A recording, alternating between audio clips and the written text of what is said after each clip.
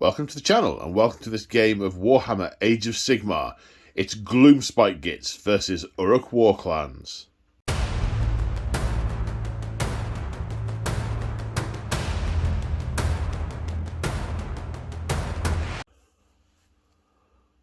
So today on the channel we return to our long-running campaign, The Siege of Excelsis. Now this is a standalone game. You don't need to have seen the other episodes to watch this one. However, if you are following the story, this is episode 4.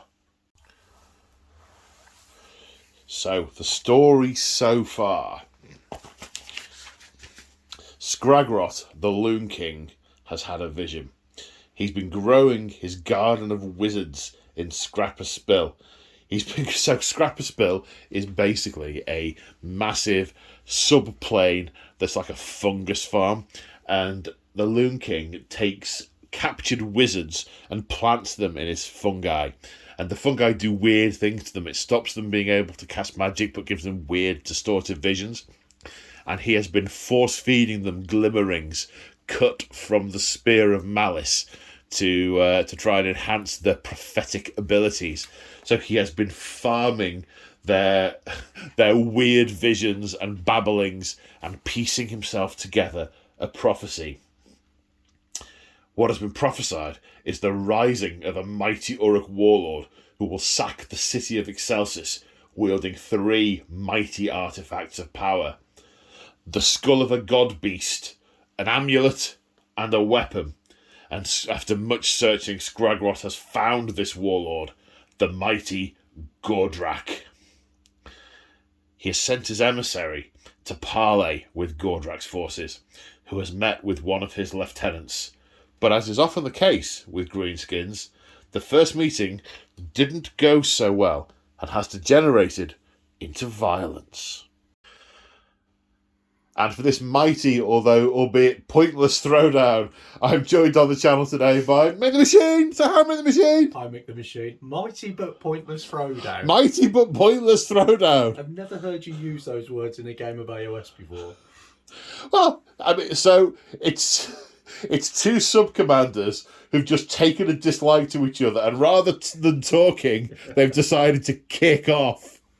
Sounds orky. That'll do me. Yeah, exactly. Exactly. We were here to talk! You'll hear me screamed across the battlefield. From the Orruks, and a lot of smashing and squealing and cracking. Yeah. So you brought your Orruks. I have. They're back again. Yes, so we're Ironjawz today. Ironjawz indeed, and I guess my Gloomspite Gitz I've been painting frantically to get the army up to the points, because they're so cheap, because they're so tiny and so rubbish. Some of them are tiny. I couldn't get over how small some of them are. I know. Glasses on to see them. So, the game we're playing today, we are playing, we're open war, and we are keeping it simple. We are not going to try and be too elaborate. We're going to line up opposite each other with a number 4 map. Good old number 4. I like number 4. And we're going to play War of Attrition, which we add up the number of points at the end of the game, the number of points each other's killed. If one of us has killed more of each other's army, it's a minor victory. If we've killed more than twice the points of the other person, it's a major victory. We are just smashing face. We are in this abandoned sort of scree quarry, sort of coming out of a quarry where this civilization has fallen to bits as the realm of Gur constantly reshapes and changes, and this has fallen to ruin, and the forces of destruction, the greenskins, the horrible little things, are swarming all over it. So, quick shout out for the scenery.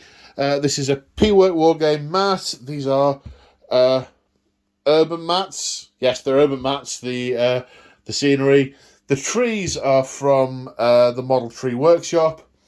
I can't remember where these resin stones are from, and all the other stuff is either GW for the the temporary bits. These are old GW. They don't do them anymore. And like aquarium gravel and random bits of moss from Amazon. So we know what game we're playing. Yes.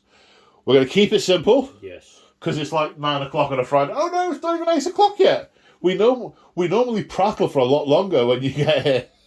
And I got here later. I know. I don't know what's going on. So we're going to keep it simple. We're going to go and take a look at the armies.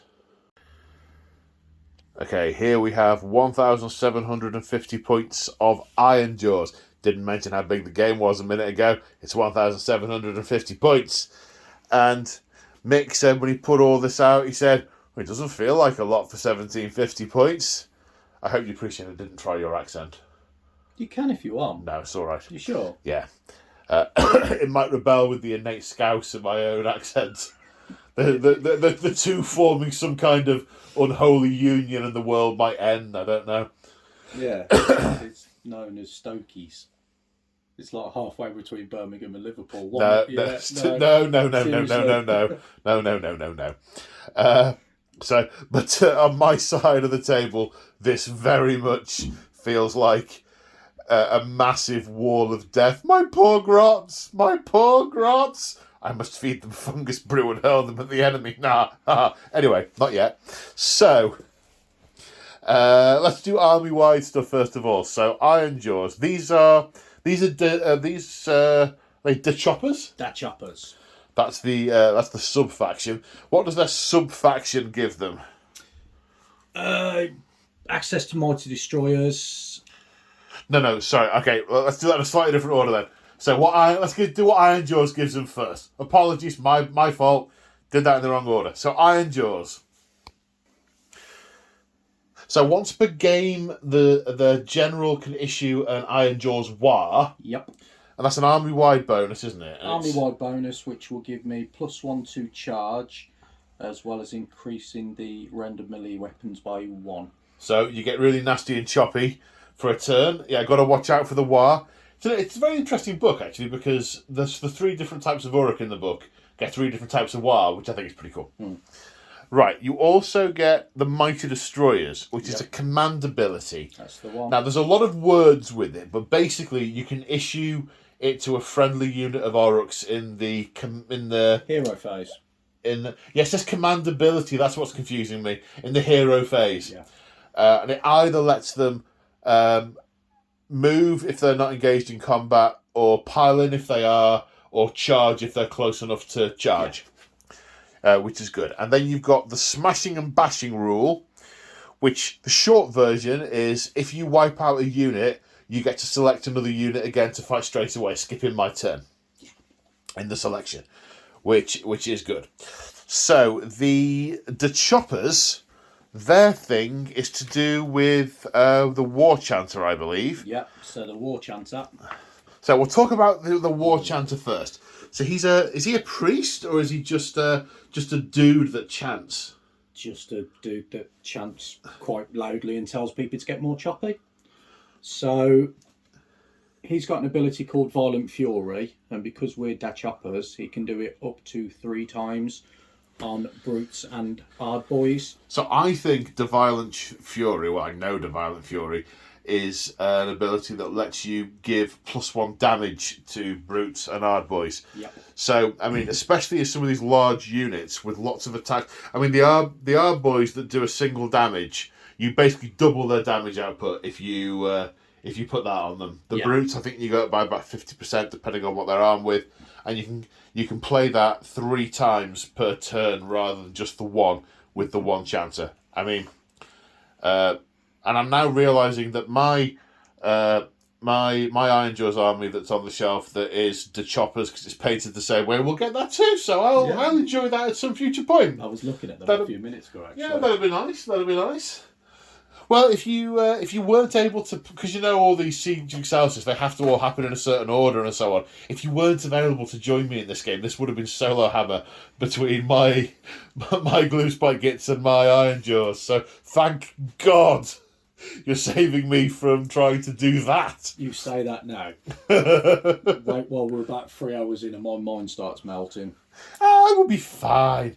We'd be fine.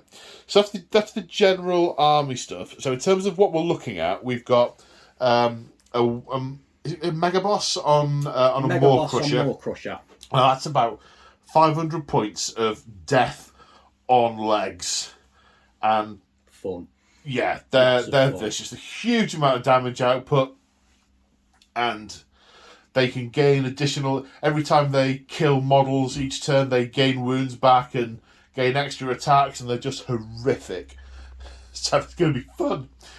Then there's a unit of Gore Grunters. Yep. They're basically brutes on massive hogs. They're very fast. They're incredibly choppy. We do probably need to check something, because I know, you know how AOS there's far few FAQ and errata than there are in 40k, but just a couple you've got to keep an eye on. Yeah. I think there's something in this army that had its damage increased. I think it's those guys. We'll have to check that. Right. It will be right on the app, but it won't be right on the cards and in the book. So we'll need to double check the cards against the book as we're playing. Okay. So you've also got 2 units of brutes, 1 of 5 and 1 of 10. and 1 of 10. The brutes are the mainstay of the Ironjawz army. They are the Orruks that have got big enough and nasty enough to be able to tangle with really mean things. The Ard boys, Not so much. They're aspiring brutes. They need to fight more in order to get bigger to be brutes. They're not really genuinely considered Ironjawz by the rest of the tribe. They're the kids. They're not young, but they're small orcs. They need to fight more and get bigger. And when they got bigger, they'll be brutes. Yeah. Never thought of it that way. Well, it was Muldis who pointed it out to me when I bumped into him in work and we were talking about it, and I went and looked it up straight away. Yeah, I totally missed that there. Okay. So when orcs decide they want to join an Ironjawz tribe, they become our boys, and they acquire scraps of armor and so on, and they form big mobs, and they try and fight as much as they can to grow as big as they can to be brutes. Spot on. Yeah. With the Ard boys, you can have shields in the squads. That shield gives you a 6-up rend. Yeah, there's a certain number of But a 6-up save. Nope. Rend. Ward. No, ward. Ward. 6-up ward. It's past 8 o'clock. I'm allowed to start making mistakes now. Yeah. Gives you So 6-up ward, sorry. on those models. Yeah. So you take the damage on those first, Yeah, and basically. obviously, Then they disappear. Yeah. Drums is +1 to the charge. Banner is +1 to leadership. Bravery. Okay. I was close. You were close. So we covered what the Bone Chanter does. Yeah. What's your weird knob got? So childish but funny. I'll just give him the great big hand of Gork. So he can basically, he has a spell that lets him teleport units across the battlefield, pick them up and drop them somewhere else. Yeah, in another gaming system we'd call it da jump, but we're not doing that gaming system. No, we're not. And so it's I don't ever call it that. You may have noticed from my battle reports I don't use it or refer to it, and you're the first person to ever mention it on the channel. And I may well hire a hitman to get restitution. What does that word mean?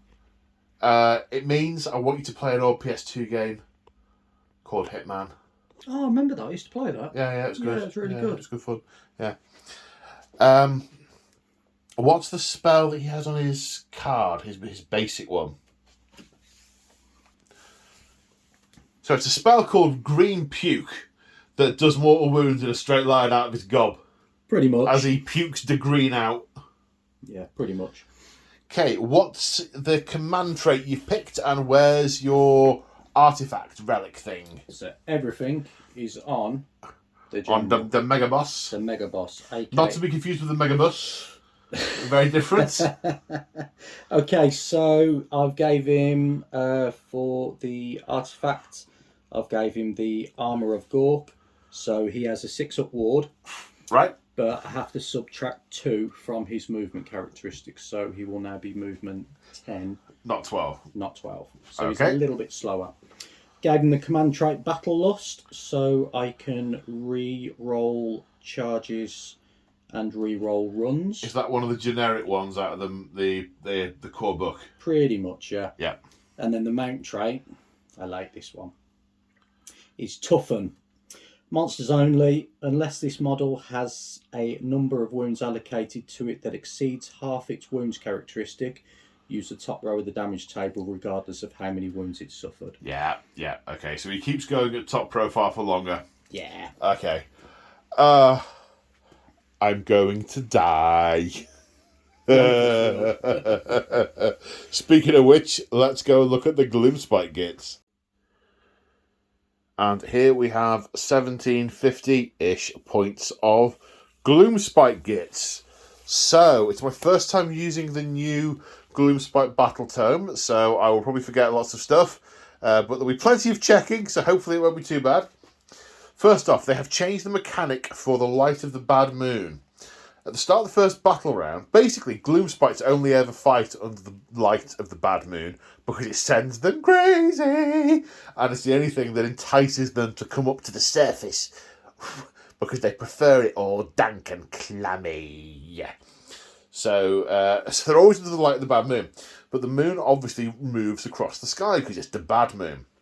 At the start of the battle, I pick one table quarter for the bad moon to be in the centre of. Any quarter I like. At the start of a subsequent battle round, I roll a dice. On a 4+, it moves. If it moves to the centre, if it's in a quarter, that quarter is under the effect of the light of the bad moon, and units wholly within it get bonuses. I'm not going to go through all the bonuses. I'll do them as they are affecting. If it moves to the centre of the table, the whole table is affected by the light of the bad moon. That's where you don't want it to move from once it's got there. Then afterwards, it moves to the middle of the next table quarter and lights that up. And if you're really unlucky, it moves off the table and has gone away. A lot of the bonuses to the army are based on the light of the bad moon. Yes. And that's the main... There are a couple of other little bits, but that's the main army-wide bonus. Now, in terms of sub-faction, these are the King's Gitz. So, because they are the Loon King's Gitz.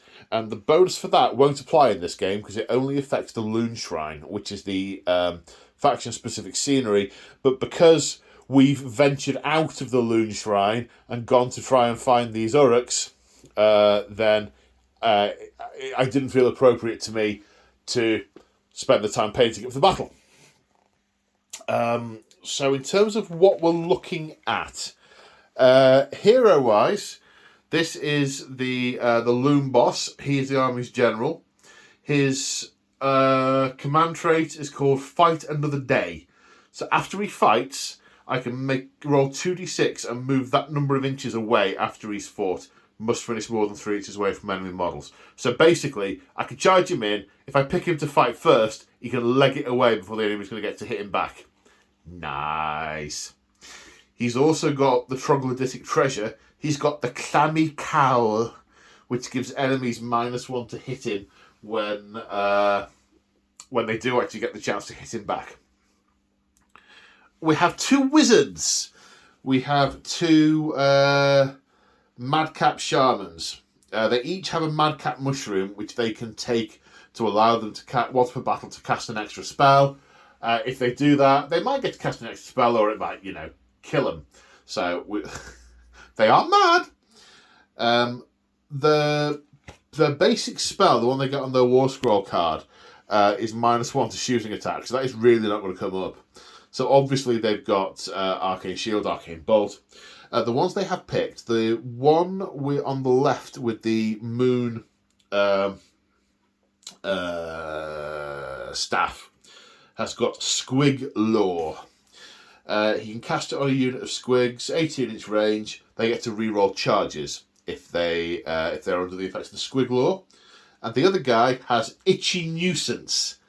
It's an 18-inch casting range, and it makes the enemy itch so badly they can't concentrate on the fighting, and they gain the strikes last rule. There. Behind them is the endless spell, the Arachnarok Cauldron.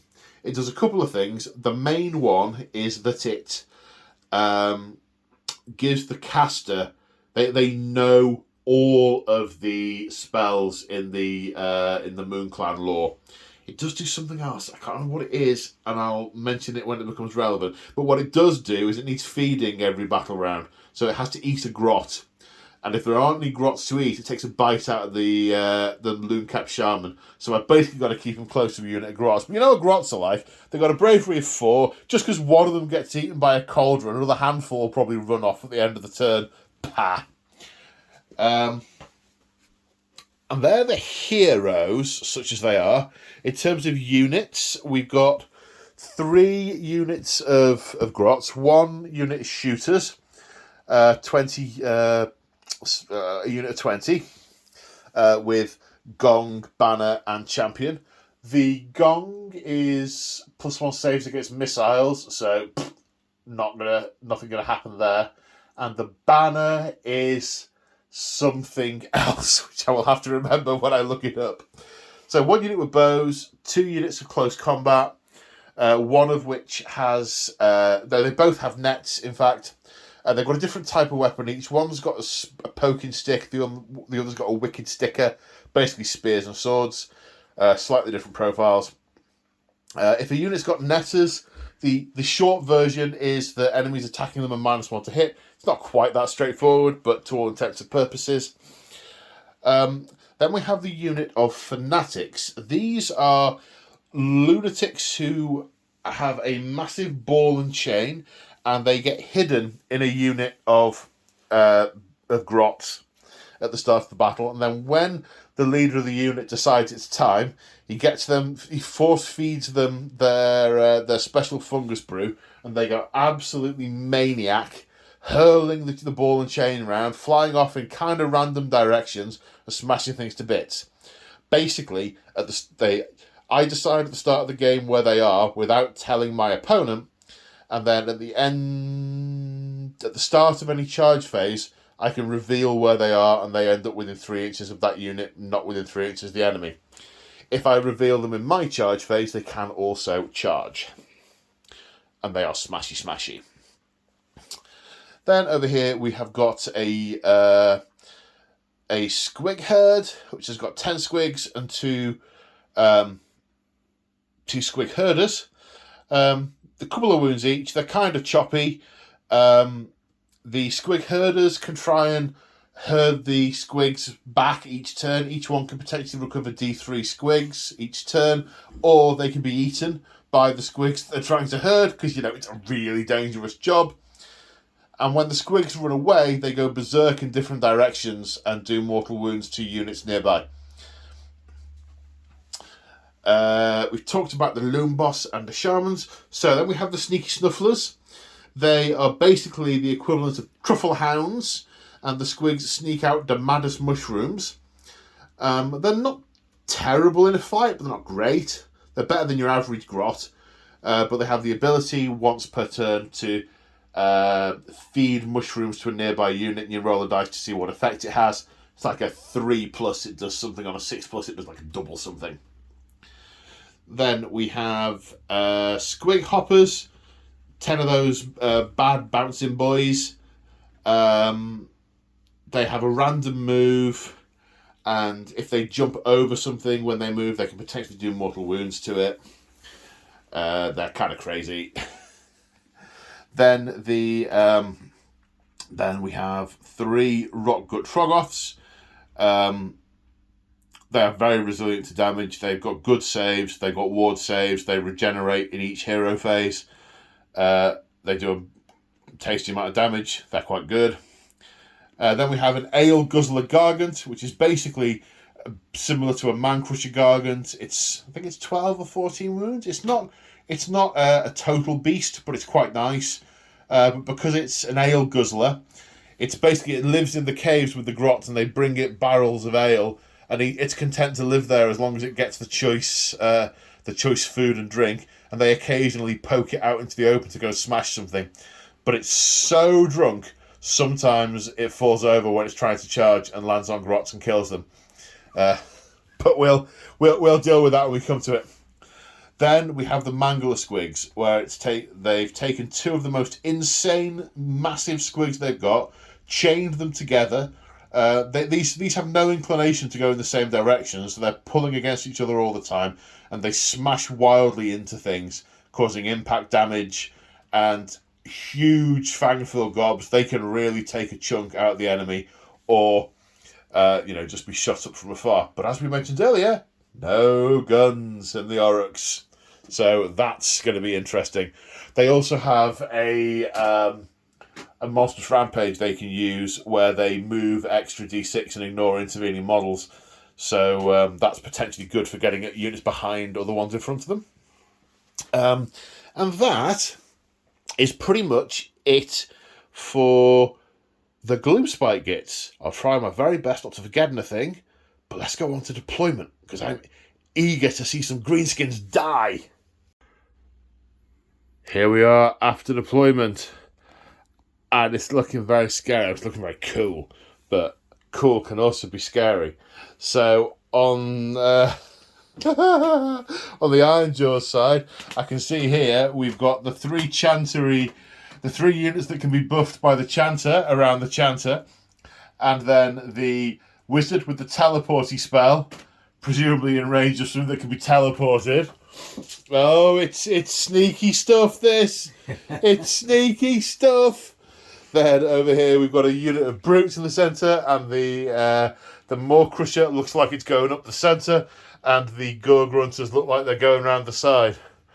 And I have to say, I feel massively out-muscled. So I've done a relatively thin line. So I've got my little guys with shooters in here. They're going to move forward a little bit and just pepper stuff that comes in. Hopefully they won't be too annoying and will live for the entire game. We'll see. We've got the unit of squigs and the mangler squigs here near the wizard that's got squig lure. Then we've got the loom boss with one of the units of Moonclan Grots with the Rockgut Troggoths. I realised as I was deploying that the table had a pretty big block where you can't walk through from a deployment point of view, so it's a little bit restricted on this side. However, the squig hoppers can hop over, so they'll go through that way. And we have the Ale Guzzler, another unit of Grots, and the Shaman that can cast Itchy Nuisance on this side. So I've got sort of like a few little vignettes across the place, and we'll see how the battle ebbs and flows. Got some nasty, punchy stuff. After we've determined the priority, but before the first turn begins. Oh no, let me get this right. When do I decide? Well, that's when I decide where the moon's going to be. Right, at the end of deployment, I have to secretly decide where the fanatics are. Would you like me to leave the room while you decide? You just have to look away and I'll point the camera. Right, continue looking away. And continue looking away. Right, we're done. Everyone knows except you. Well, they won't know for about 8 weeks. But you'll know in a couple of hours. Yeah. Anyway, I digress. Then I have to decide where the bad moon's going to be. I'm going to put it in this quarter for the start. So this quarter is lit up by the bad moon, and it will move in that direction. No. I only have to decide that after the priority roll. Yes. There's a lot of things that need to happen in certain orders. Good luck, sir. And to you. So let's roll again. Right, do you wish to go first or second, sir?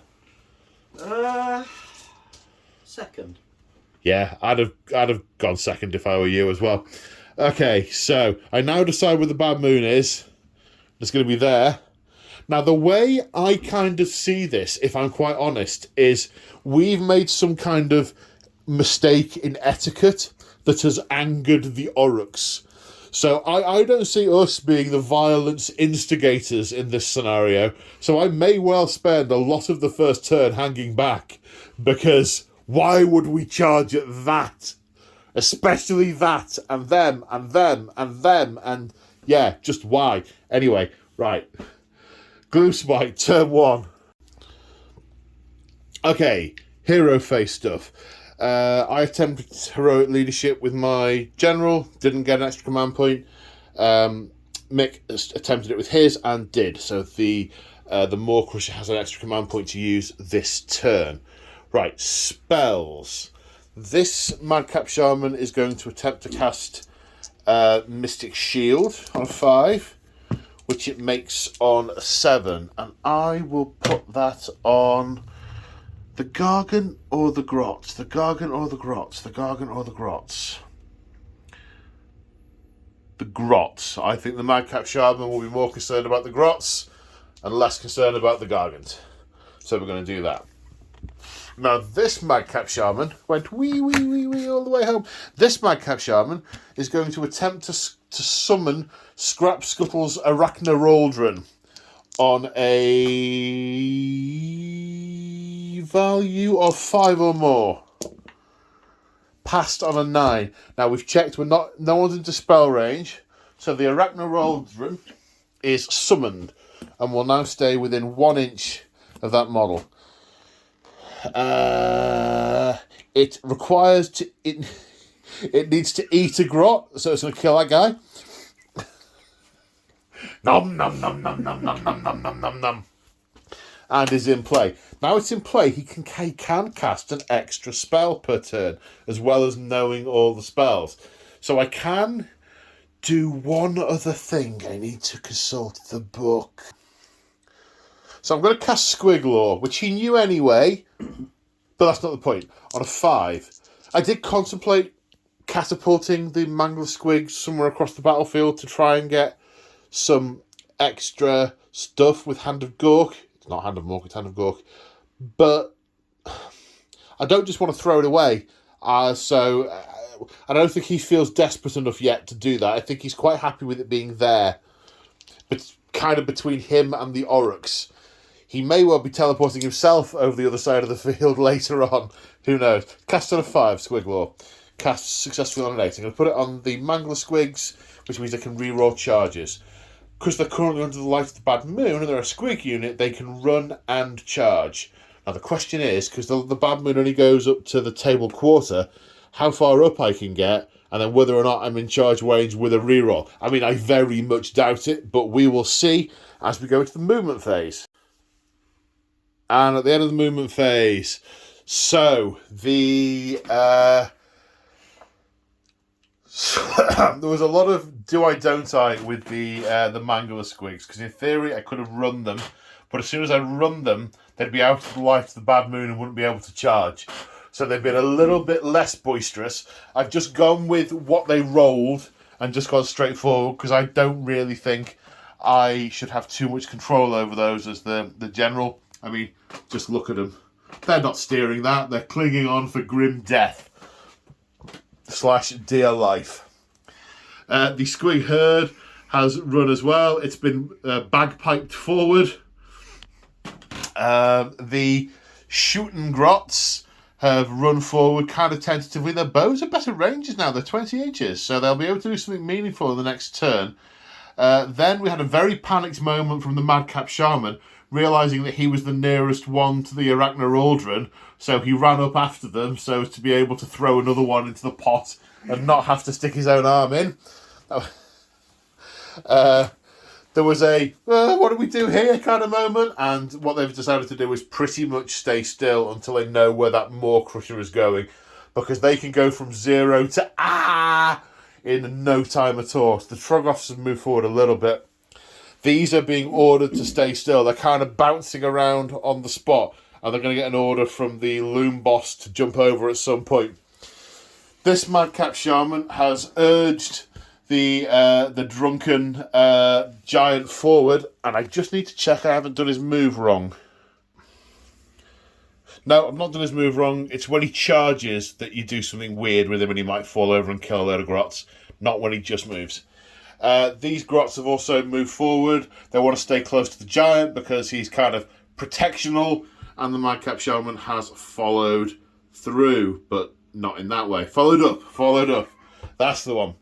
Right, so shooting wise, this unit ran, can't shoot. This unit's out of range, can't shoot. That's all my shooting. There's no charges because I'm not close enough.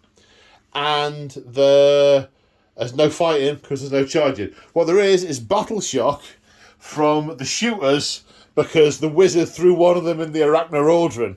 So they lost 1.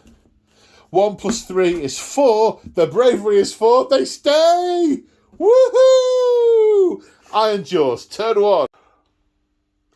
Okay, we're in the hero phase of the Ironjawz turn. And to quote Mick, he's got a plan. Well, paraphrase, he said, I've got a plan. But you would think I was saying it about me and not about Mick. So, Mick's got a plan. Right, what's the plan? What are we doing? Here we go. Right, so he will do his finest hour. Right. So he's going to get +1 save and +1 wound this turn. Yeah. I will... lots of command points. Is there any point in the finest houring anyone for myself? Not really. I suppose my loom boss will try and generate a command point on a 4+, which he fails to do. Okay. Right, you've got a lot of stuff. Where are we starting? So, finest hour. Yeah. We're going to do Violent Fury on 1, 2, and 3. And that's because it's his ability. You can do it 3 times because you're the Chopper's sub faction. Yeah. And that makes their weapons an extra point of damage, doesn't it? Yeah. Yeah. Oh dear. Okay, yeah, okay, right. We're then going to do Mighty Destroyers for a command point from him, which means he can move, they can move, and they can move. So Mighty Destroyers is a command ability, and you can use it with any hero, I believe, but because you're giving it to a mega boss, he gets to use it 3 times on 3 units. Because he's issuing the command. Because he's issuing it, it can go to 3 units. And it's going to those 3. So effectively, you're all going to get a free move in the hero phase, and then a move in the movement phase. Yeah. Yeah, okay. And he can re-roll charges when we get to that phase. Yeah, okay. Well, that's a problem for tomorrow's Paul. And then spell. Do I do... You know what? Let's try Mystic Shield. Right, okay, on a 5. 12. Ooh. Okay. I can't try and unbind that. No, it's double 1 only. You read my mind then. It came up last Sunday. With about 8 wizards on the board, it came up last Sunday. Yeah. I'm gonna I've got 3 command points. I don't know where I'm gonna use them all. I'm gonna spend a command point on Rally. Yep. 1 died. If they're under the light of the bad moon on a 4+, it's going to come back. No. It's too busy being dead. But there was a command point. Okay, so we're going to go into... No, we're still in the... So there's the movement in the command phase. And as if by magic... And to the end of the hero phase. Oh my god, he's close. Oh my god, they're close. They're kind of hanging around a little bit. Wow, I feel utterly terrified already. And now they're going to move. So at the end of the movement phase, I did not know the brutes were only a 4-inch move. So the brutes and the Arboys have moved forward, as have the Weird Knob and the War Chanter. We had quite a bit of conversation about whether or not to try for a charge this turn, because the brutes are now 9 inches away, and with Forward to Victory, that's kind of the coin flip as to whether they get in. And what Mick was contemplating was advancing everyone and getting further up the table and just taking the hit from the Mangler Squigs. We had a look at the stats of the Mangler Squigs. He decided he needs to hit them first. Very much they need to die, and they kind of do, because they have the potential to rip quite a big hole from that unit. Over here, I mean, I don't know how these squats haven't already run, to be quite frank.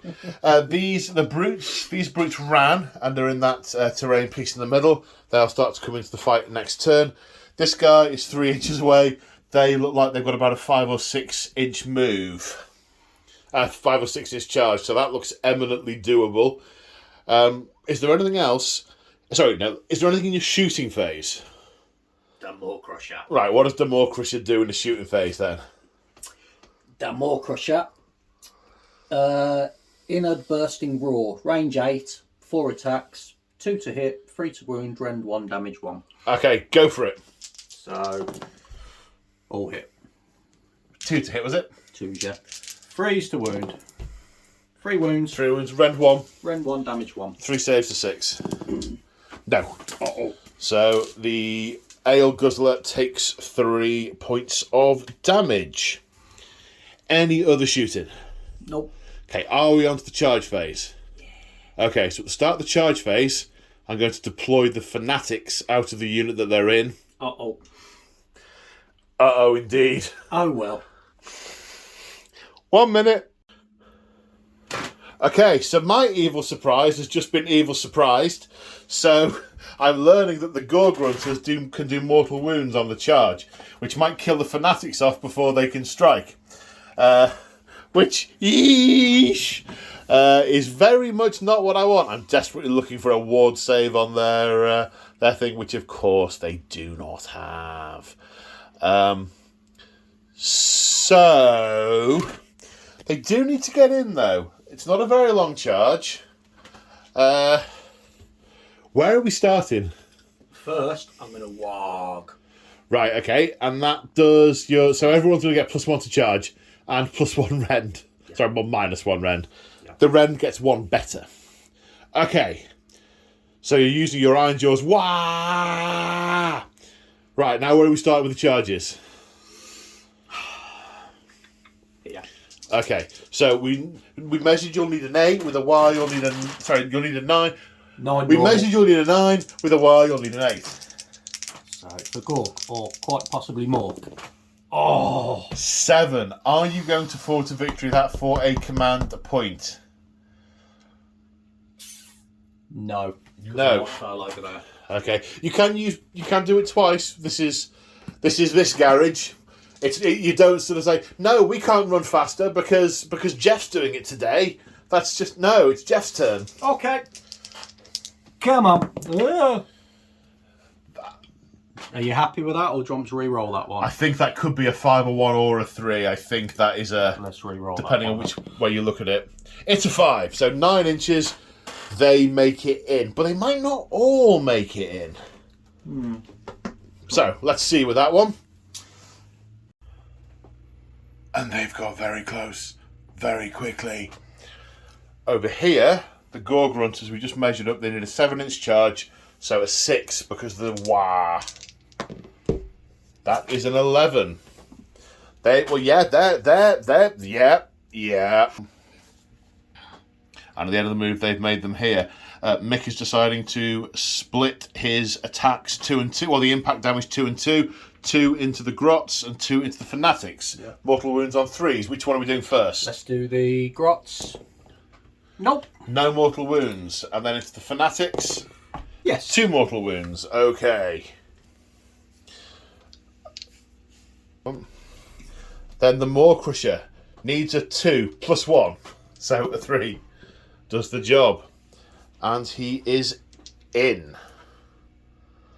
Dink. Dink indeed.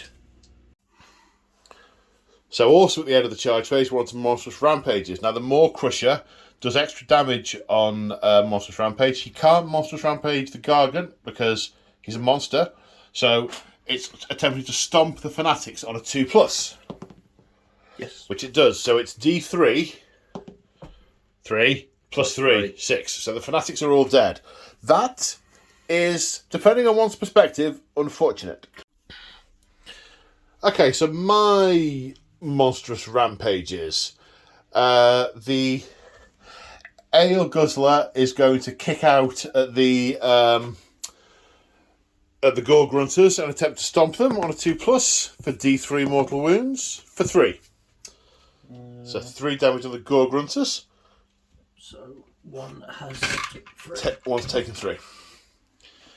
And then the Mangler Squigs are going to roar at the Brutes. The Brutes on a 3+. So they can neither issue nor receive commands this turn. Okay. Because raw. Okay, so do you know where we're starting? Which unit is attacking first? Because there are dilemmas here. I mean, you've bypassed the always strikes first fanatics who really could have torn you a new one. However, I'll be honest, I'd kill the Mangler Squigs. The giant, the Gargant, can do some damage, but he's unlikely to kill the Maw Crusher. How many wounds does the Maw Crusher got? 18. 18, okay. The absolute maximum the Gargant can do is 17. Okay. Absolute maximum. But I've got that stratagem, smashing and bashing as well. You have. If you can destroy a whole unit, you'll go straight to another unit. That's one. Yeah, it's not a stratagem. That's your basic ability. I'm starting there. You're starting there. Okay, 3-inch piling moves then. Okay, so to start with, we have 5 brute choppers with 4 attacks each, plus an extra one on the champion. Yep. These normally hit on 3s. However, because brutes go after big things, because this has 4 or more wounds, it's a +1 to hit, so they're going to hit on 2s, 3s and 3s, 2 damage because of the thingy. Good luck, sir. Thank you. Oh, look at all the ones. Ooh. Well, I mean, even so. Okay. Even so, sir. 3s to wound.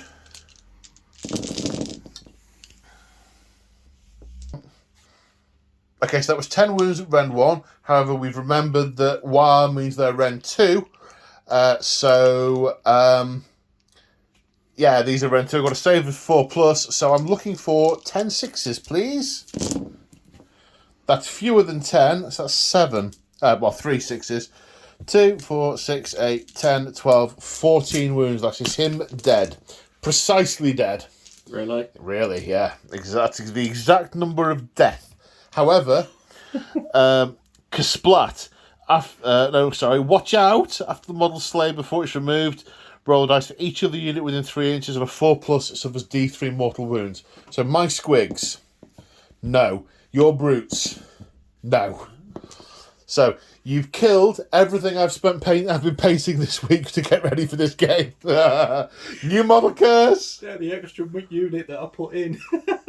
When you messaged me saying, can we do 1750, they're the extra ones I put in.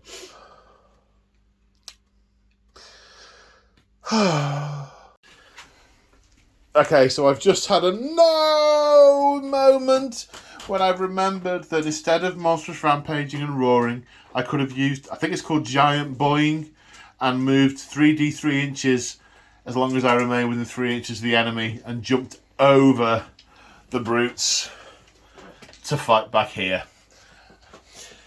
Oh, well, you live and learn, don't you?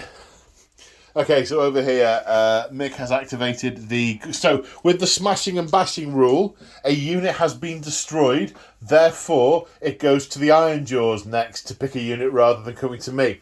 So Mick is activating very sportingly, the Gore Grunters to attack the Grots, so that I'll get to have a hit with the Giant, but, it's somewhat moot. It's all going to die. It's all going to die. Right, how many attacks have they got each? 4 each, and then an extra one for the champion that's And these are just the brutes that are riding the things, aren't they? Yeah. Okay, what are they hitting on? Freeze. Okay. And they're wounding on 3s. So that's 5. Yep. So normally Rend 1, but it will be Rend 2 for War. Okay, now, have we checked the stats on the app rather than the card? No, we haven't. Let's just do that. No, they seem to be in line. I have this horrible nagging suspicion that we've missed something they're meant to have. But so Rend 2, they've got a 5-up save normally. The Grots, however, they did have Mystic Shield cast on them, so they're going to now get a 6-up save. One of them gets a 6-up save. How much damage? 1. Sure, that's not right. Okay, so 4 dice of that. Okay. Oh, I'm such a fool. You're -1 to hit because of my netters.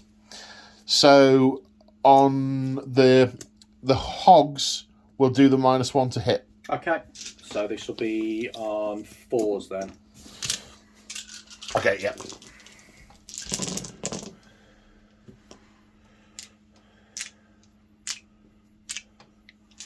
I'm wounding on. Freeze. Oh, That's all of them. 10. and this will be Rend 1. Red 1, yes, because it doesn't count the mounts. Okay, Red 1 damage. 1. Okay, so saving on 5s. 1 save, so 9 more die. Right then, it's the Ale Guzzler Gargant's go. The shaman is getting quite excited and is shouting, kill it, kill it, kill it, kill it, kill it, at the Gargant. So, all out attack on the Gargant. He has 5 attacks to his current profile with his massive club that will now hit on 2s. They all hit. And wound on 3s. They all wound. The massive club has a rend of 1. So what's his save normally? 3. So you finest hours was saves 2 up. Well, yeah, I mean, Round 1, isn't it? So damaging that thing, it's yeah. going to be back to a 3. It's going to be back to a 3, yeah. I failed. You fell 3 of them. Yeah. They are 2 damage each. That's 6 damage taken. And he's got a ward of 6. So he does.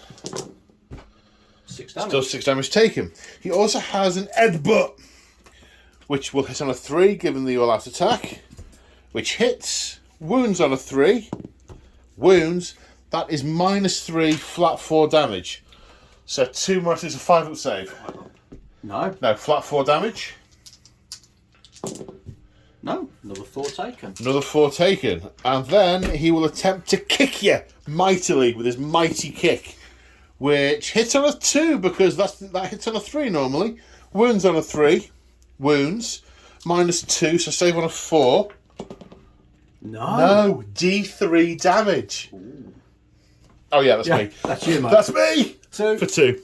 6s. You do a couple. 1. 1. 1 more. So we've taken 11 damage from the Gargant. Wow. That's some good garganting. I deserve something back after that and that, so... No, you outplayed me, mate. You outplayed me.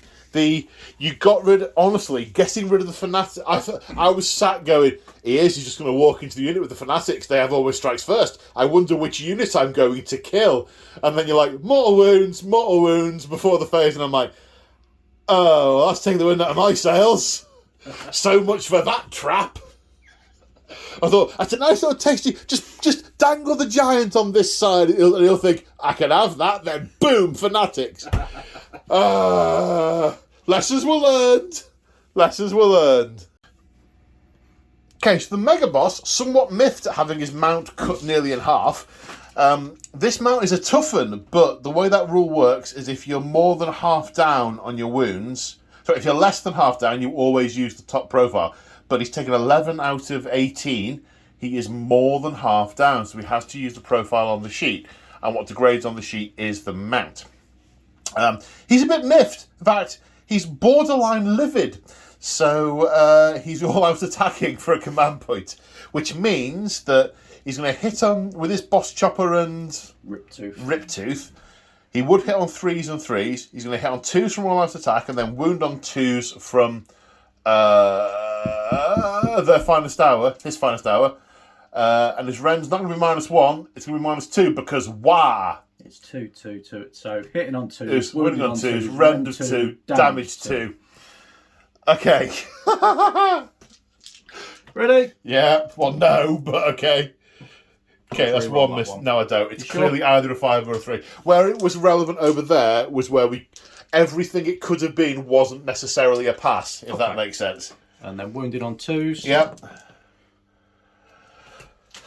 So what's that, 5? Yeah. Oh, he's got a 5-up save, so they go straight through.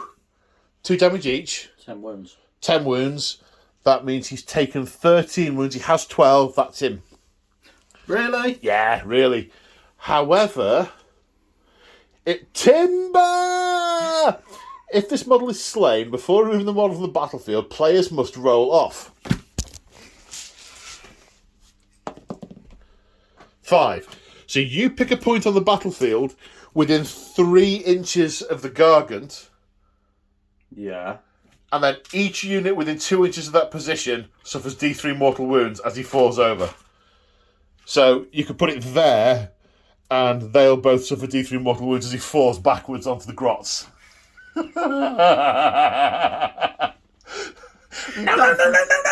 feels very, very cruel to do that. So, But hilarious. 1, 2, 3, yes, 4. No, why would you do anything else? Because that feels very, very cruel to do that. So I'm not doing it to you. He's falling that way. So where are you picking as your point? That's within 2 inches of you. It'll do you D3 mortal wounds. Yeah, okay. I mean, that's what I would be doing to you. That's why it's a roll-off. Do you know what? Fall onto the grunters then. So pick the point on the battlefield within 3 inches of the model. Yeah. Okay. Fall onto them. So it's going to do D3. I mean, if you want to randomise it, roll a dice. I mean, you're feeling guilty about winning. No, I am. This is uncharted territory. This doesn't normally happen to me. So... Kill the grots. All right, kill the grots then. So you're going to pick there. Yeah, why not? And every unit within 2 inches is going to take D3 mortal wounds. It's on record that I was trying to be a gentleman. The shaman takes 2 mortal wounds. Ow! My legs! And the grots take 1. Ah! And the gargant is an ex-gargant. It has ceased to be. I've got a lot of cards to put away this turn. It's really helpful. And over here, in their haste to get to the big squigs, they have strayed near the little squigs.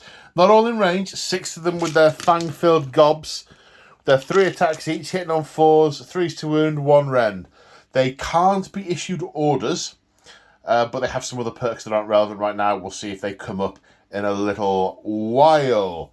So, hitting on 4s. The brutes, of course, not able to spend, issue or receive orders because they were roared at. Then wounding on 3s. So that's 1, 2, 3, 4, 5, 6, 7. At -1 rend, their save is currently 3 because they have Mystic Shield cast on them. And so that's going to go to 4. 7 saves of 4+. Can we kill 1? Oh, very much so. Well, we say very much. They've got 3 wounds each. We did 4 damage. 1 and a bit. 1 and a little bit. 1 and an arm. 1 and an arm. And the Moon Clan Stabbers are going to try and kill one of these Gore Grunters. They have an attack each. Hitting on 5s with their poking spears. 2 hits. I only need to do 2 wounds to it, so we're looking good so far. 4s to wound. 1 save. Rend. No, don't be daft. You do a wound. Hooray!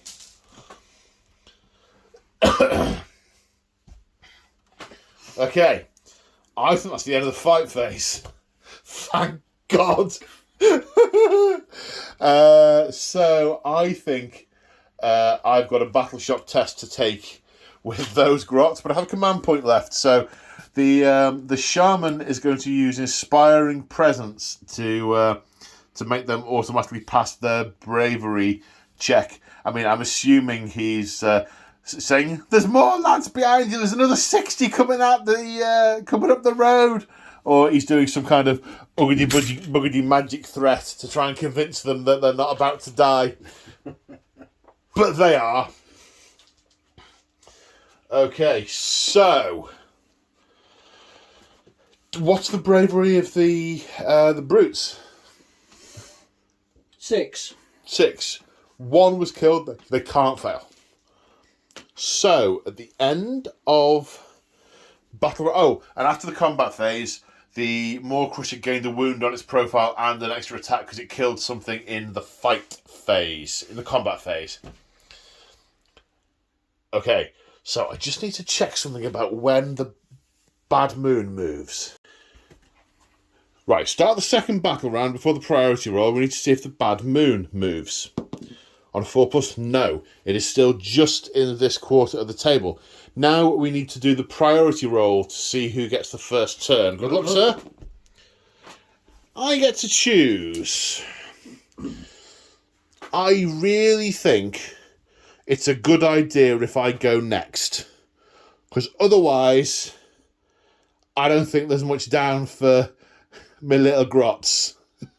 So I think I'm going to take the first turn in turn 2. Okay, it's the hero phase. something vaguely plan-shaped has occurred after lots and lots and lots and lots of thinking and reading and thinking. So the first thing that happened was this madcap shaman threw another Archer Grot into the cauldron, into the Arachnarauldron. So he died. The heroic actions. This madcap shaman is going to attempt to use heroic leadership, which he succeeds at. So he gets 1 command point. What are you doing with your heroic action? Heroic recovery. Okay, so you need 8 or less. 9. No. 8. 8. I can't count. So you get 1 wound back for that. So you've taken a total of 10. You have 19. So Mount trade still won't apply. Mountains, yeah. Okay, so now we're on to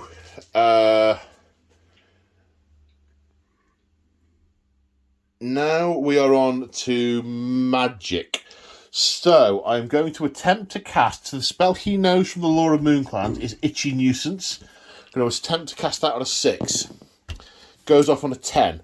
So now the Maw Crusher has the Strike's Last effect. He's just itching all over. And it's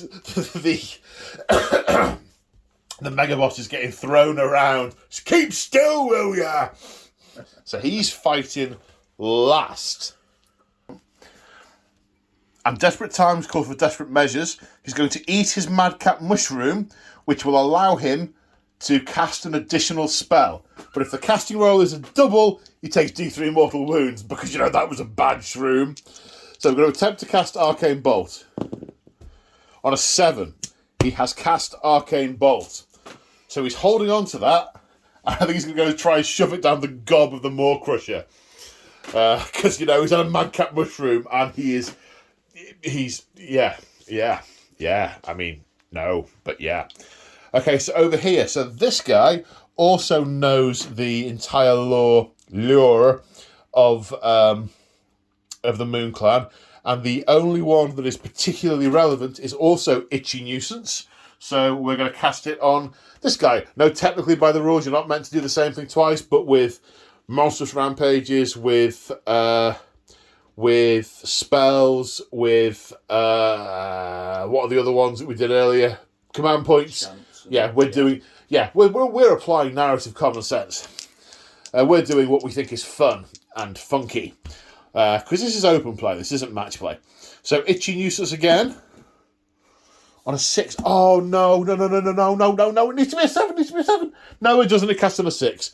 Now, are you within 30 with your weird knob? We need to check that. Not really close enough to anything else. I did contemplate moving the Sneaky Snufflers with Hand of Gork, because they feed madcap mushrooms to things at the start of the movement phase, and they can't move if they do it. So if I wanted to feed them to a unit, I need to put them in the right place, or they need to already be in the right place. But practically, there's not a decent unit to feed them to. So I'm just going to go for Mystic Shield on the shooters. So they've got Mystic Shield. Right. Now it's time to move. Boing! So at the end of the movement phase, these guys have stayed where they are because they can all see at least one of the brutes through that gap, and they're all in range of at least one of the brutes that they can see. So they're staying put. The Rockgut Troggoths have been urged up by the Loom Boss, who is following him up.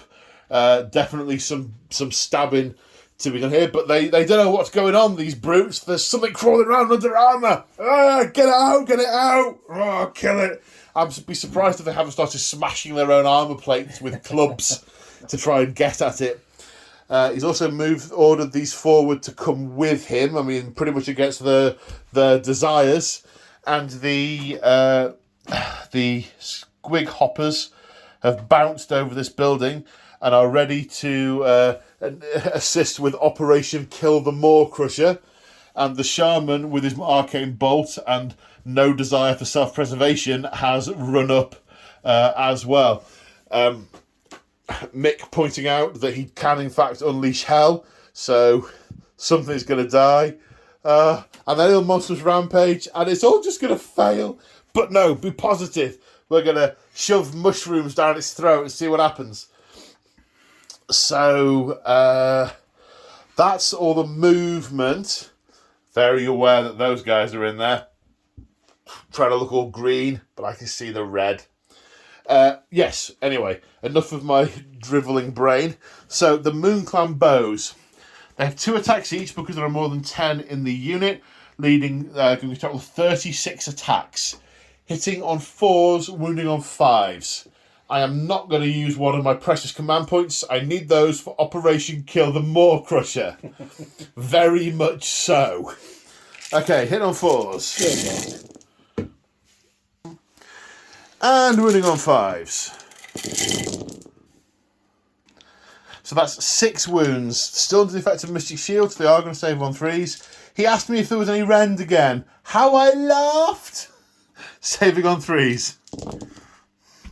2 get through, 2 more damage, 1 is cut down.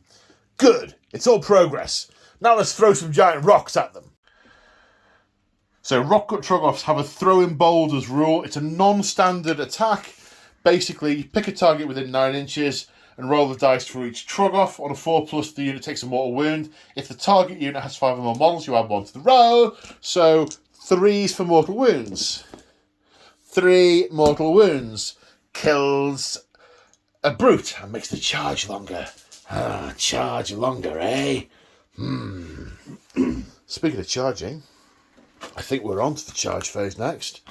Yeah, we must be. We must be. Okay, so what order do I want to do this in?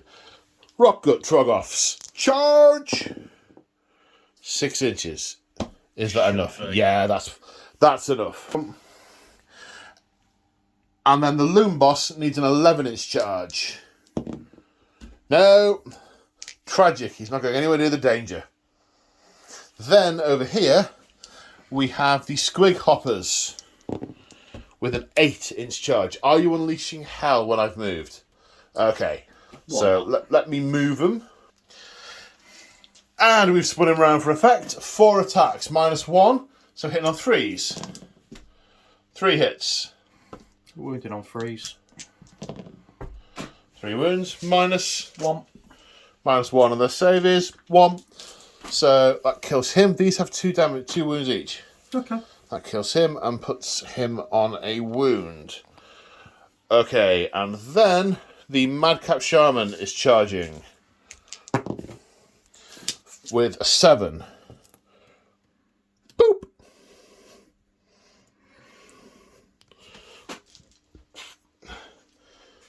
And that's all the charges. So at the end of the charge phase is heroic actions. Monstrous rampages. Did you undo your mortal wound thingies? He had Arcane No, Bolt, didn't he he? does have Arcane Bolt, but I have to release it at the start of a phase. Oh, okay. I mean, you could stomp on the Madcap Shaman to kill him, to get rid of the Arcane Bolt. No, I'm going to let you have some fun with him. I'm going to stomp now. Okay. On a 2? Yep. Yes. On his current damage, what's his stompy? D3 plus? So, D3 plus 2. D3 plus 2. Okay, so 4 mortal wounds. Yeah. Okay, so 1 kills him, 2, 3 kills him, 4 is another one on him. Okay, so all your guys are fighting last, so I can just pile through my guys. Yeah. Okay, so first off, we will unleash the Arcane Bolt for D3 for 2 damage. So he's... Oh yeah, War Saver 6? Nope. No, so he's taken 12 out of 19, because of course his wounds went up. Right then, the Madcap Shaman has actually got a weapon. He's got 1 attack hitting on 4s, which hits. Wounding on a 4. No. Then the Madcap Shaman is going to use his command point to issue all-out attack to the Squig Hoppers. How many do we have left? 2, 3, 4, 5, 6, 7. 7, one of which is the champion. Dice time. So, Fang-filled Gob first. 3 attacks with all-out attack hitting on 3s. 21 attacks. And then wounding on 3s. That's less good. So it's 7 saves. His save is 3 plus red 1 becomes 4s.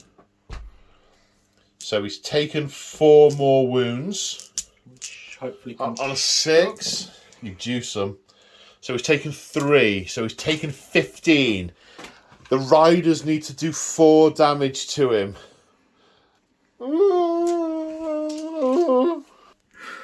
So it's 8 grots. Well, 7 grots. 1 has 2 attacks because he's in charge. Hitting on 3s with all out attack. So that's 5. They're wounding on 4s. 1. No rend. Save 3 plus. Yeah. Yeah. So he's got 3 damage left. 3 wounds left.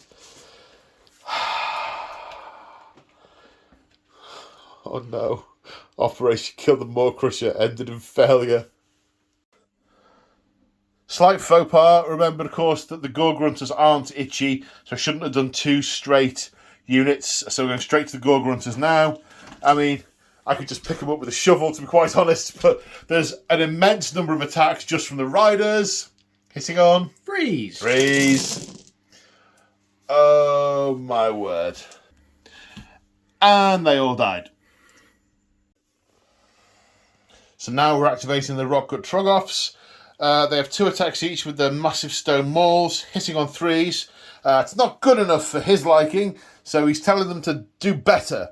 Because he's the general, it's an 18-inch range on the command on issuing the order. So they are now going to hit on 2s, all out attack. Oh, I got a 1. Don't like that. Wounding on 3s. Super nervous now. 4 go through. I'll happily take that. -2. So saves of 5 plus. Oh, that's unfortunate. Do you want to re-roll that one? No, that was clearly a 6. Yeah, okay. 3 damage each. 2 kills 2. Right, Squig time. And now it's Squig Town. So they have piled in. All the Squigs are in range. None of the herders, sadly. The Fang-filled Gobs have 3 attacks each. Hitting on 4s. And to wound. So that's 8 saves at round 1. And he saves at 4 plus because of Mystic Shield. OMG. Is it just 1 wound each? Yeah, just what? Yeah. She kill number 2. Wow, okay, that was statistically improbable. 2 more die. Alright, so let's remove... knocking things over. Timber! And it looks like this. We've succeeded in killing 6 of them. That's not bad, you know. They've had a 3-up save. So, 6 of them are 3 wounds each. That's pretty good. But of course, them not being dead means that they've got over their itching and can now actually hit back. And so can the Maw Crusher because it's not dead. Oh no. No! Okay, so we've got Brute Choppers going on to the, after piling of course, onto the Troggoths, and the other one going into the Squigs. Now I've made a boo-boo in that I've moved the Troggoths a little bit too far and moved them outside of the influence of the Bad Moon, so I don't get their save bonus because of it. So, Brute Choppers, 3 attacks each? 4. 4 attacks each. Hitting on? How many wounds have they got? 4. Hitting on 2s. Hitting on 2s, because that's their rule. So 7 hits. Wounding on 3s. And what's their rend? Rend 1, damage 1. 5. So they're not going to be damage 1, they're going to be damage 2. Yeah. So the rend's 1, 4-up save, miss 5-ups for save. So I save 2 of them. So 3 go through at damage 2. They have a 5-up ward, which they fail. So that one dies. and the other one takes 2 damage. The trick with these guys is you want to not, from playing them, you don't want to lose whole models because they regenerate in every hero phase. But obviously if they're jam-bred dead, they don't regenerate. So now we've got the boss chopper into the squigs. Yeah, this will be on freeze though. Because they don't have more than 4 wounds, so they're not as bothered about hitting them. And freeze. This is rend 1. It will be damage 3. Damage 3. That was 3 went through, so that's 9 damage. Yeah. Okay. 2, 4, 6, 8, 9. And that was one of them. Wow. Okay. Hurt me plenty. So, the Mega Boss is going to attack the Madcap Shaman on the basis that he just shoved a magic fungus pod inside his friend and is a little bit annoyed about it. The indignity, oh, the indignity. And the Maw Crusher will attempt to kill the Squig Hoppers. So, the Mega Boss, I mean, he's going to get through 2 wounds on a Madcap Shaman. He's going to save us 6. Go on, go on. Freeze. Yeah, 5 hits, wounding on 3s. Only 2. Flat 2 damage or flat 3? It's flat 2. Flat 2. 4 wounds, he's dead.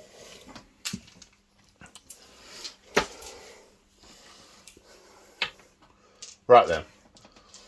The mount. So, On his current profile, yeah, he's taken 15. Yeah. So between 13 and 16 wounds taken, he has 6 attacks. And this will be freeze and freeze. So freeze. So 4 hits. And freeze. 3 hits. Rend 2, damage 3. Damage 3 was at 3, so 9. Yeah. Okay, so 1, 2, 3, 4, 5, 6, 7, 8, 9.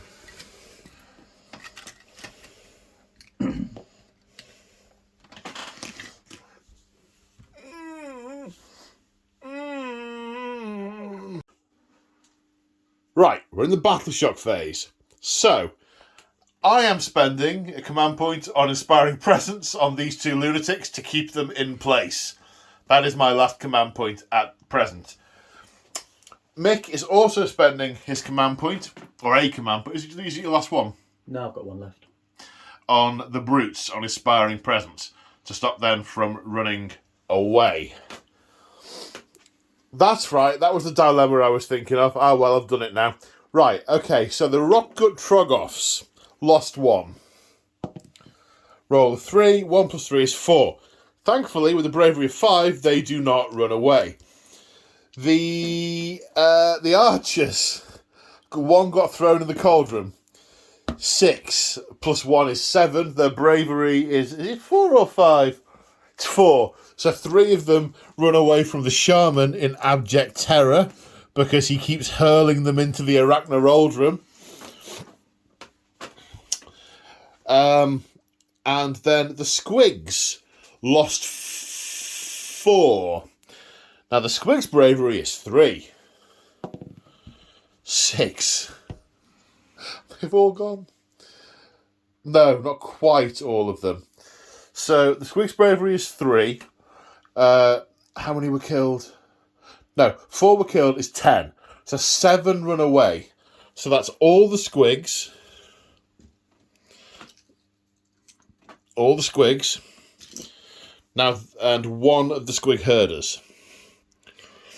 Now, when a Squig runs away, on a 4+, it will run through the nearest enemy unit and do a mortal wound to them. 4 mortal wounds done to the brutes. So I'll kill 1 and roll 1 over. 1 and a bit. And we've got 1 sad and lonely bagpiping grot. As we go in to Ironjawz. Yeah, that was my turn. I just fed my army into the Ironjawz mincer. So now we go on to Ironjawz turn 2. It's going to get worse. Okay, so Ironjawz hero phase. Heroic leadership attempted on the Maw Crusher but failed. Heroic leadership on the Loom Boss and succeeded. He has a command point. The War Chanter is chanting wars and has done, what's it called? Violent Fury. Yeah. On both units of brutes. No, Ard Boys. Our boys. I keep getting the nomenclature wrong for some reason. And you are going to use the big green hand of Mork or possibly Gork to attempt to move one of the units of brutes. Yep. On a... That. Yeah. On a 10 does it. And the big green hand deposits the boys here, eyeing up these shooters who are in this building and now feeling a lot less certain about themselves. And at the end of the movement phase, the Gorgrunter cavalry sweeping round this ruin, intent on charging these pathetic, scrawny little specimens from behind. The brutes bursting from this ruin after seeing lots of boingy business coming over this building and tear into the Maw Crusher. There was something to do with a giant magic fungal spore. It looked very unpleasant. They don't want any of that happening again.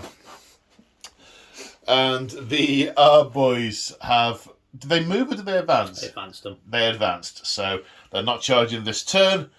But we shall see what is occurring. That was the... Oh, we've done that before. We've done that, but you're making the same mistake I did. Yeah. Well, it's only 11:30. And we're nearly halfway through turn 2. We're doing all right, actually. I think we're all right. Yeah, I mean, we might only be halfway through turn 2, but we're a significantly further percentage through the game. Okay, so that's all the movement done. Yeah. We now have the shooting attack, which is the gut bursting, the organ bursting roar. Inner bursting roar. Inner bursting roar. 4 attacks, hitting on 2s. even on his profile that damaged. Yeah, inner bursting roar, attacks 4 to hit 2, wounding. Okay, I mean, I expect it to be more of a meow at this point. Freeze. Yeah. Minus. Rend 1, damage 1. Okay. Dead.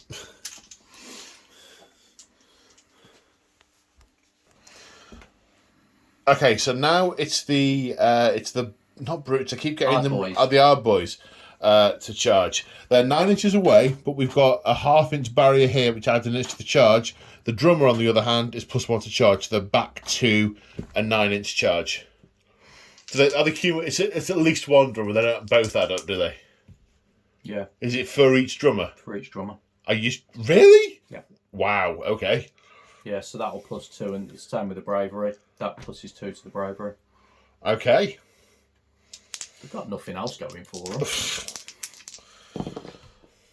So that's 8. It needed to be. Well, if they're cumulative, it needs to be 8. Yeah. Okay, so they make it in. I am going to unleash hell. Of course. So we move the models, and I was about to unleash hell, and we check the wording on the card, and the wording on the card is if it contains any drummers, you get to add +1. That our take on that, well, my take on that is that it's that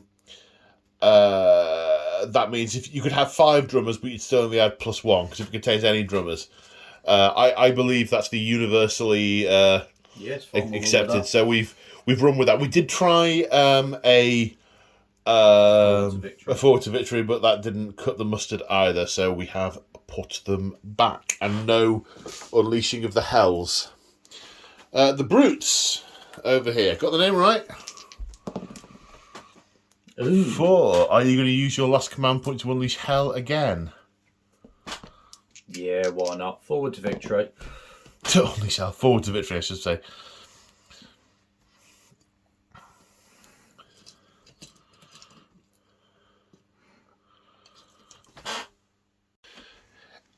And at the end of the charge phase, Monstrous Rampage, stomping on a 2+. That is a 2+. D3+. So 1 plus how many? 1 plus 1? It will be... How many has he took? 15. Oh, it's +1 then. So it's 1 plus 1, which still kills him. Oh, my poor Boinger.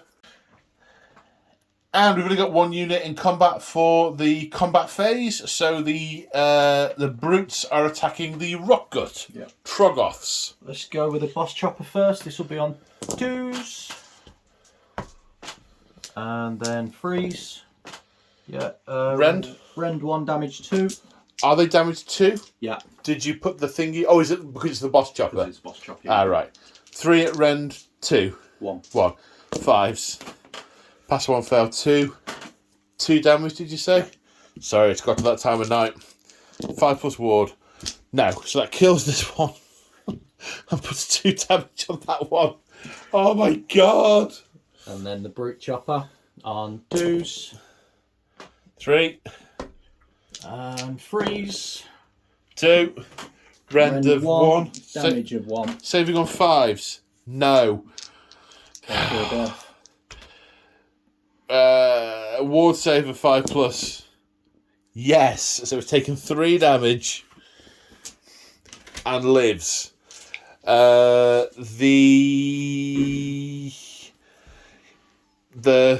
guy, the loon boss, is going to issue all out attack. He's got the command point, he may as well. So hitting on 2s. 2 hits. Wounding on 3s. 1 wound at rend minus 2. So this will be a 6 up. Nope. Yeah. 3 damage. So kills 1, rolls 1 over.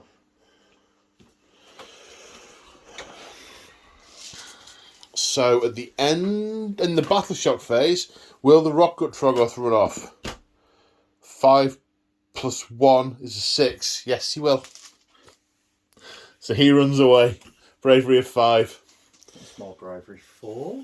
I think he said it was 8 earlier. Or 7. You couldn't fail if you just lost 1 guy. 6. Drop those, don't count. You just lost 1 guy, you can't fail. Okay, so that's the end of Battle Round 2. We need to see if the Bad Moon moves, which it doesn't. It stays in this quarter of the table. Now we roll for priority on turn 3. Good luck. You two. 3s. Because I went first last time, I get the choice. I may as well go first, but... some decisions need to be made. Right, so we're in the hero phase for the Gloomspite Gitz. Now, what I've been trying to weigh up is how much of a lunatic the loon boss is, because there's a significant body of opinion amongst the grots that he is ordering around that they should leg it. However, I'm balancing that off against the fact that this is the guy who offended the mega boss to such an extent. He may be so hopped up on mushrooms that he really doesn't know what's going on around him. So I think we're going to give it one more go before we see what's going on. First off, heroic leadership. Do I get an extra command point? I don't. So I've got 2 to play with. Are you trying for heroic recovery again on the Maw Crusher? Yeah, why not?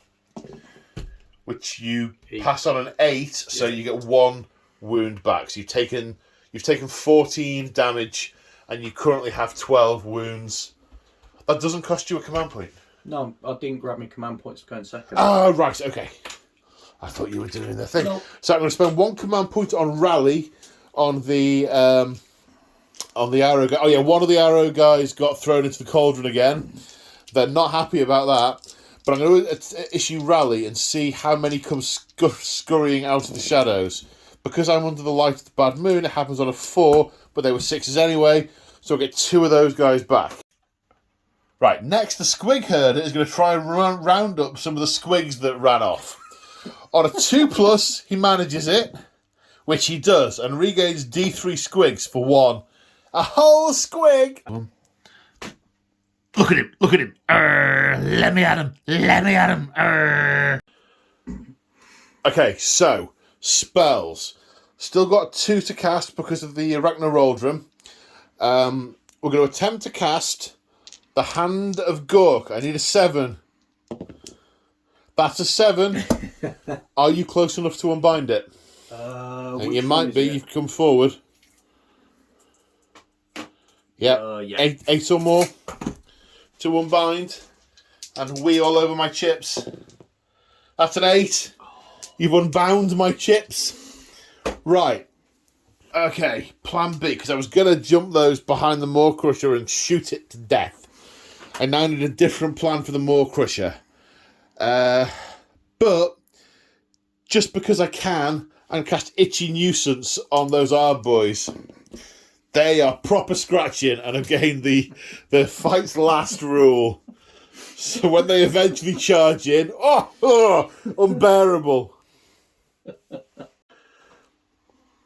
Right, at the start of the movement phase, the Sneaky Snufflers are going to feed Looncat mushrooms to this unit of Grot Stabbers. I roll a dice, and on a 4 I add 1 because they're affected by the light of the bad... No, they're not. They're halfway through. They've got to be entirely within. So a 4 is a 4. They get a ward of 5+. That's better than a poke in the eye with a sharp stick. So at the end of the movement phase... These guys have moved a bit closer to those brutes. The loon boss is running that way, mainly because you can shout at these and push them forward. We'll see how well that works. The Madcap Shaman, having failed in it, well, his plan was to tell it to Hand of Gork the archers and then run away. So he succeeded in one of those 2 tasks. However, next turn, he's going to get bitten in the ass by the cauldron because there's no one to throw into it. And that's it, really. The shooters are going to shoot at the Ard boys. Did you not want to pull them back a bit? No. No? I'm just going to feed them into it. Well, see, the thing is, if you charge me in your next turn, I'll have a command point to unleash hell again.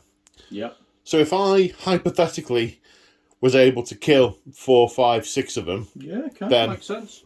I mean, I'm not going to kill 4, 5 or 6 of them. You might do. They're hard boys. They fall over very Yeah, but they have a easily. 4+ save and 2 wounds. So there's 20 wounds to get through there, which means with a 4+ save, I have to do 40 wounds to you. I wound on a 5+, which means I need to get a successful 120 hits to do that number of wounds to you. Which means with my roll to hit, I need 240 shots. With 2 shots each, I need to... I mean... How can you still do that level of maths at 12 o'clock? I can just about remember my own name at this point in time. It's in the RAM. No, it's in the BIOS.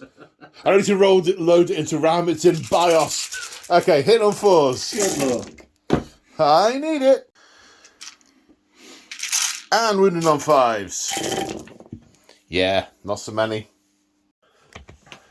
We got one. We killed an old hard boy. And there's a stick stuck in another one.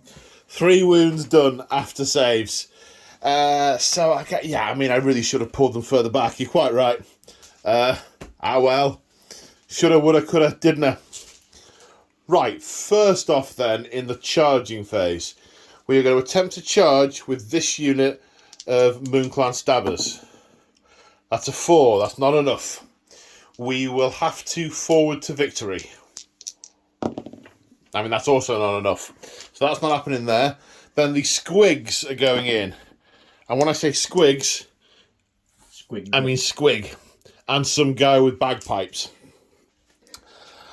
So, first off, the squig hits once. Oh no! Wounds once. 1 save of -1. 1 save of 5+. Nope. No, takes a point of damage. Okay. The Moon Clan... No, not the Moon Clan Stabber. Where's he gone? The Squig Prodder. 2 attacks. Hitting on 5s. No. Uh-oh. Failed. You don't have to hit me back. I almost don't want to. But this will be on freeze. 3. And freeze. 1. Only 1. 3 damage. No, 2. 1 rend. Okay, kills the squig.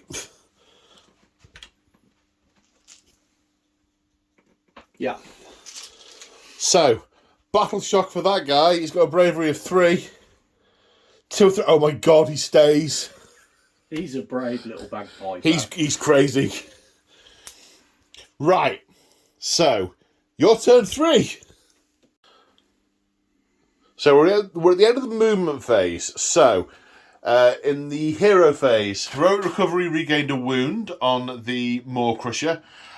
His finest hour on the lunatic in the yellow hat. We had what's it called for the movement Mighty one? Destroyers. Mighty Destroyers for got the Maw Crusher and the Brutes to move forward. They then moved again in the movement phase. The Gore Grunters advanced, but didn't advance very far, so they're not going to be charging, but next turn, there's going to be some trouble going on over here. Our boys over here were given the extra damage buff by the War Chanter. The Weird Knob successfully cast the glowing green hand of Mork or possibly Gork, but it was unbound by the fleeing Arachnarodran summoning insane madcap shaman over here. These our boys have moved closer. We did recognise that they should have taken a battle shock test last turn, which we did off camera, and they were fine. And that's it for movement. I think the Gore Grunter is going to try and burst some of the innards of these grots. So 4 attacks on 2s. Yes. And 3s. Oh, only 2 this time. Rend 1, damage 1. Saves for 6s? No. 2 dead grots. No. Well, yeah, probably. They have a ward of 5 because they ate the madcap mushrooms. But no, they are. 2 of those are dead. Deadity, dead. Right. Are we charges? Yeah. Okay, let's do charges. Where first? Let's do the brutes. Okay. They're in.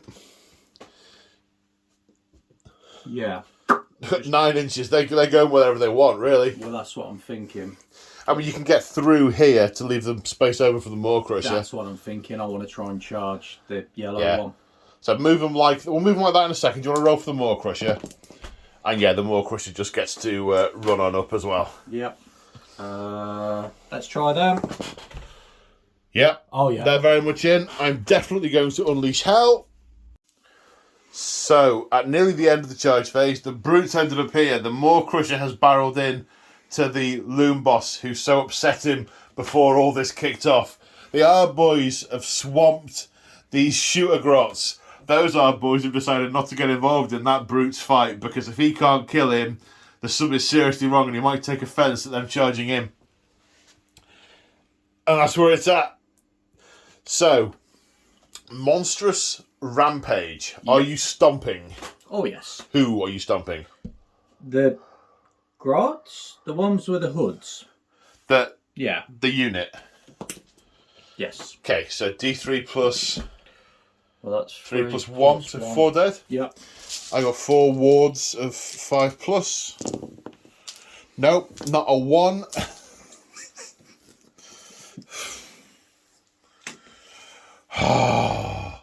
I've been fed defective mushrooms. Still rolling? Still roll? Yeah, where are we starting? I'm going to start my hard boys. Really? Yeah. Because you're going to try and wipe out the shooters and then roll into another unit. I'll be very surprised if they wipe out them shooters, but I never get to use them in combat. They've normally been spanked by now. Okay. So this is a rarity. Let's give it a go. Right, how many have I got in? 1, 2, 3, 4, 5, 6. 6? So it was actually 7 in, one was hiding behind a tree that Mick couldn't see. So 3 attacks each. They're all out attacking, hitting on 3s. And wounding on 3s. That's dice don't count. And 8 saves of 6 plus. 1 passed, 7 die. So I'm going to activate the Loon Boss. It is a grudge match here Very much so. These two are not getting on at all. 5 attacks, hitting on 3s, wounding on 2s because it's his finest hour. So hitting on 3s. 4 hits. Wounding on 2s. 3 wounds at rend -1. So 4 pluses? Sorry, it's 3 or 4, did you say? 3. So 4's, yeah. Fail 1. Fail 1 for D3 damage. For 1. Shrugging. No. Takes a point of damage. However, with the live to fight another day command trait, I'm now going to move 9 inches. Run away! Ah! Okay, the brute's activating. The first weapon is... So we'll go with the boss first. Boss Claw and Brute Smasher. Hitting on. Hitting 4s. Wounded arm, freeze. 3 wounds, rend. Rem 1, damage 2. Rend 1. Okay, saving on 6s. No, damage 2. 6 wards of 5 plus because of the loon shrooms. Past 2, 4 die. Moving on to... Jagged Gore Hacker, 3 attacks hitting on freeze. 3 hits. And freeze to wound. 3 wounds. Rend of... 2. Straight Damage through. Damage 1. There was 3 of them, yeah? Yes. Wards of 5 plus. 2 more die. Oh! I've got netters in the unit. You're at -1 to hit. Right, these are at -1 to hit. God damn it! So 4s. That worked. 3 hits. Wounded on freeze. 2. Rend 1, damage 1. Saving on 6s. Ward of 5s. No, 2 more died. That's it. Right. My turn to pick a unit. I'm going to pick Squig Herder. Come on, Squiggly. Hitting on 5s. 1. Oh, he's only got 1 wound I've only left. got 1 wound, yeah. Wounding on 5s. The dream is alive. No rend. Save of a 4 plus. Cake or death? Oh, it's cake! Immediately followed by his death. So now I'm choosing to activate the Sneaky Snufflers, and the sickles are 2-inch range with 3 attacks. That is considerably better than they used to be. How has that sickle got a 2-inch range? That makes no sense. But, okay. 4s to hit. And 4s to wound. 6 at rend 1. Okay, they've got rend? How have these guys got rend? What is going on? This will be on 5s. So 3 get through. 3 damage. 1 dead. Okay. Pass me the closest one, please. Okay, there are also the Gnashers from the Squig Hounds. They're only 1-inch range, so there were only 3 of those that were in. 4s and 4s. 2 saves, no rend. So 4s. No. Damage? 1. So another one takes damage. Okay, I may as well carry on the brutes because I've got no chance against the Maw Crusher. So what do I have with the Moonclan Stabbers? These ones have got stabbers rather than poking spears. Just 1, 2, 3, 4, 5, 6, 7 attacks. But 2 of these are barbed nets. So 2 need to come out, and the barbed nets actually they've got 3 attacks each. But are not as good. So the stabbers hitting on 4s. 1 hit, wounding on a 4. No. The barbed nets hitting on 4s. 4. Wounding on 5s. 3. No rend. 3 saves, no rend. They certainly drag 1 down. And transfer the damage onto the other. Wow. That's a lot better than expected. Oh, and over here, we have also got 1, 2, 3, 4, 5, 6, 7, 8, 9 of these little arrow gobbos. and doing no damage to the Arboys. Then we realised that the Maw-Crusher could get through the gap, who then wipes out the Grots remaining here. Into the Battle Shock phase, the 7 of the suitors were killed. 7 plus 1 is 8, which means another 4 run away. So, extra Grots running away here. The Brutes passed their Battle Shock test, and no one ran. Although the Arboys, one of them did run, succumbing to the wounds from spears, some arrows sticking in its side early on.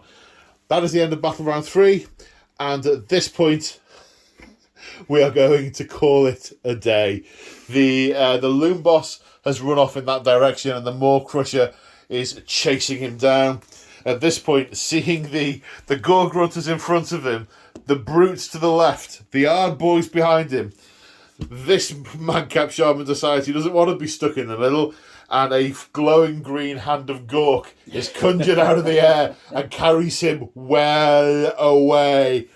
Unfortunately for them, these archers then get brutally murdered, and the sneaky snufflers get run down by the Gore Hunter, the Gore Grunters. Did the Mega Boss ever catch the Loom Boss, and how that fight ended? We will never know. However, what we do know is that this particular field, the Gloomspite Gitz, in an attempt to parley, caused great offence, and were utterly and thoroughly routed from this field of combat. And in the aftermath of the battle, an alliance was indeed struck. The Loon King recognised the failure of his boss and ordered his gooey and sticky disposal. Instead, he sent shamans to go and make parley.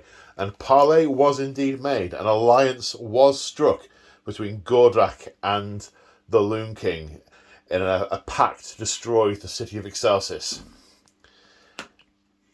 Gordrak retrieved the skull of the God Beast, a bull-headed skull,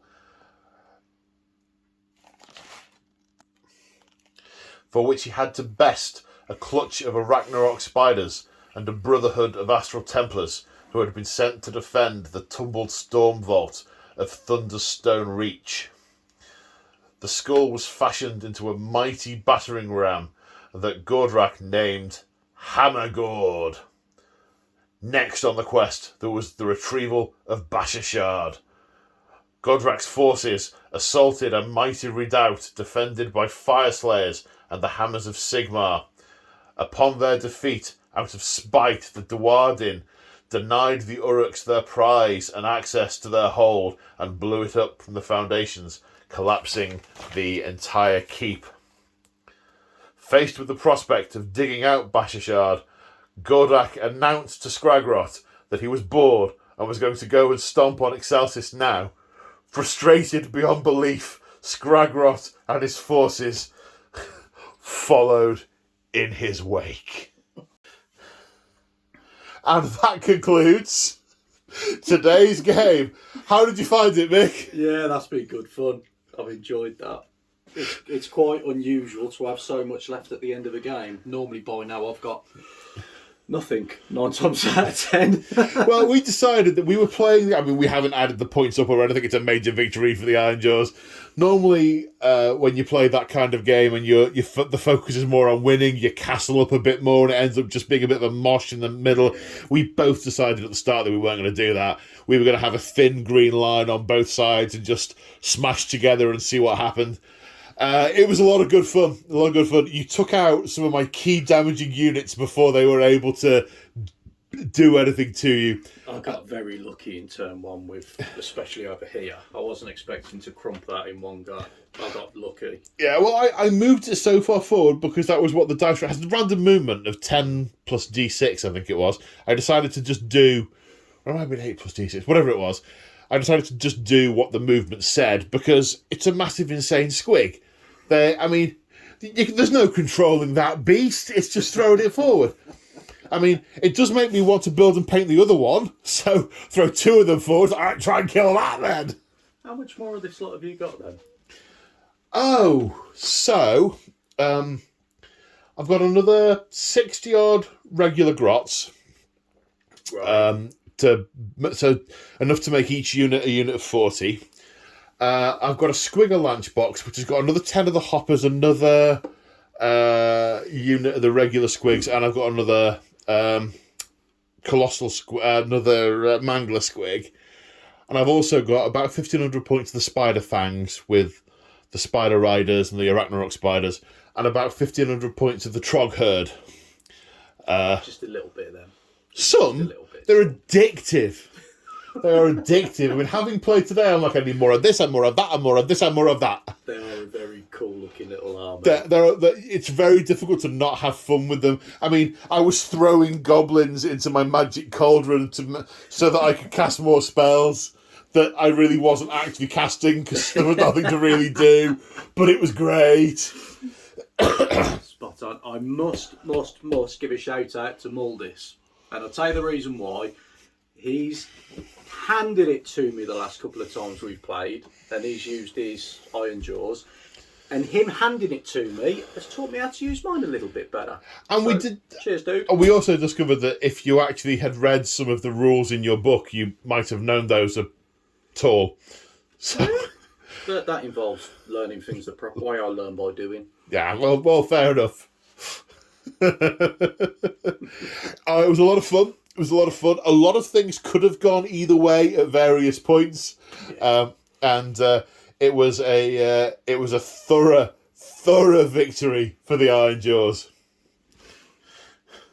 Any closing comments? No. No, my mind was going to say something, then I thought, no, family friendly, can't say that. Righto, goodo. Well remembered, even at 12:30 in the morning. Yeah. So yes, thank you for joining us in this episode. It was episode 4 of the Siege of Excelsis. Next time on the channel is episode 5. You probably could have worked that out for yourself. But episode 5 is a brotherhood of the Vanguard detachment of the Astral Templars hunting a heel of Gargants. Oh yes it is. And on that note, say bye, Mick the Machine. Bye, Mick the Machine. Bye.